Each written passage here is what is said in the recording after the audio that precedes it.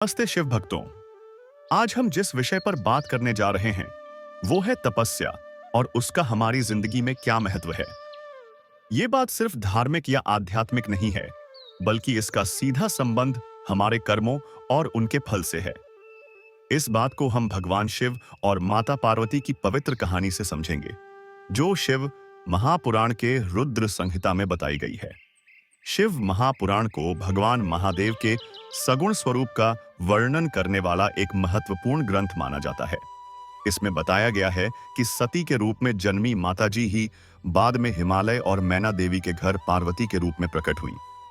जब पार्वती का जन्म हुआ तो देवर्षि नारद जी ने हिमालय महाराज और मैना देवी से कहा, आपकी बेटी युगों युगों तक पूजी जाएगी। वो उमा और अंबिका जैसे रूपों में प्रकट होकर जगत का कल्याण करेगी। लेकिन नारद जी ने एक शर्त भी बताई। उन्होंने कहा कि पार्वती के पति ऐसे होंगे जिनके माता पिता नहीं होंगे, जो निर्गुण और उदासीन होंगे। यह सुनकर हिमालय और मैना देवी परेशान हो गए। तब नारद जी ने बताया, मैंने जिन गुणों का वर्णन किया है वो सभी गुण भगवान शिव में हैं। यदि आपकी बेटी तपस्या करेगी तो उसे महादेव जी पति के रूप में मिलेंगे। नारद जी के जाने के बाद एक दिन माता पार्वती को स्वप्न आया। उस स्वप्न में एक ब्राह्मण ने उन्हें तपस्या का महत्व समझाया। ब्राह्मण ने कहा, यह पूरी सृष्टि तपस्या पर आधारित है। ब्रह्मा जी तप के प्रभाव से सृष्टि की रचना करते हैं।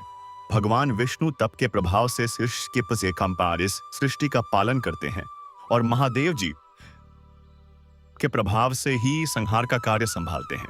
इसलिए आप भी तपस्या करने जाइए। इस कहानी का सार यह है कि तपस्या सिर्फ एक धार्मिक क्रिया नहीं है, बल्कि यह हमारे जीवन का आधार है। शिव भक्तों, आज के समय में तपस्या का मतलब यह नहीं है कि हमें सब कुछ छोड़कर जंगल में चले जाना है। गीता में भगवान श्री कृष्ण ने भी यही बात कही है। उन्होंने बताया कि स्वाध्याय भी एक तपस्या है। स्वाध्याय का मतलब है जिस भी क्षेत्र में हम काम करते हैं उसमें पूरी लगन और गहराई से सीखना और अभ्यास करना। हमारी वाणी पर संयम रखना भी एक तपस्या है। किसी को अपनी वाणी से दुख न पहुंचाना, अहिंसा का पालन करना, यह सब भी तपस्या है। अगर हम इस तरह से अपना जीवन जीते हैं तो ही हम सच्चे अर्थों में तपस्वी कहलाते हैं। महादेव जी को पाने के लिए माता पार्वती ने 5000 साल तक कठोर तपस्या की।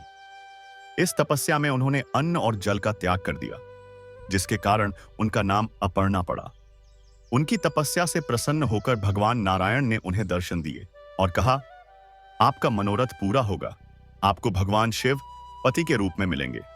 हमारे यहाँ पुराने लोकगीतों में भी एक पंक्ति है, पार्वती ने तप किया तब शंकर जैसे स्वामी मिले। यह दिखाता है कि एक पवित्र रिश्ते की नींव में भी तपस्या छिपी होती है। यह पूरी दुनिया शिव और शक्ति से बनी है।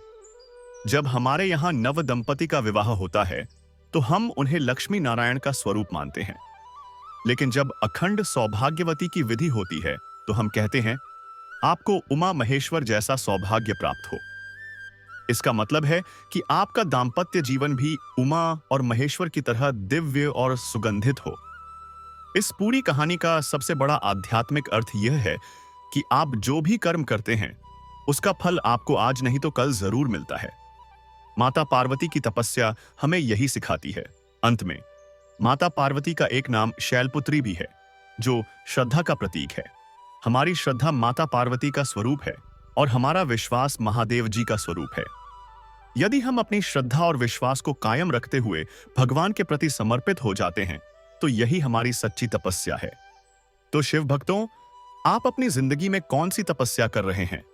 क्या आप अपने काम के प्रति समर्पित हैं या अपनी वाणी पर संयम रख रहे हैं? हमें बताइए।